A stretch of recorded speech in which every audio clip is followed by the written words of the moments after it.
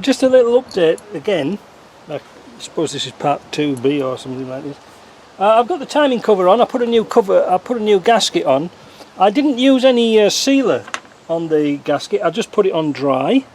But I'm now fitting the water pump, and with the water pump I put a brand new gasket on, and I use some blue Hylamar for those. Makes them easy to get off if you ever need to do, but also you must put a gasket on these, because if you put them too close you'll knock all the clearances out. It's calculated for a gasket, so put that in. Another top tip: take your bolts out and buff them. I'll just put this one in temporary.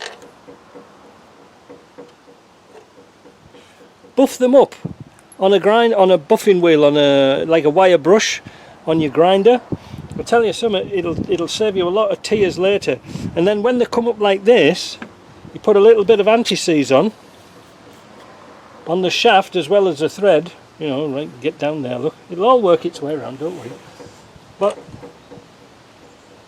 this piece especially, where it goes into the cooling system, because the water is sucked up out the radiator pumped through here, this part of the gasket is very susceptible to leak a little bit, and it won't leak outside the car, but it'll leak into the gasket and into these bolt holes, which makes it a real pain to get out, because I have known these snap. Alright, so that's it.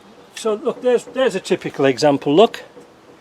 You see? So I'm going to clean these two up and put that on. I hope that helps a little bit. And then, what else can we do after that? Well, it's 12:30, I think we're going to get some dinner. Here's another little tip.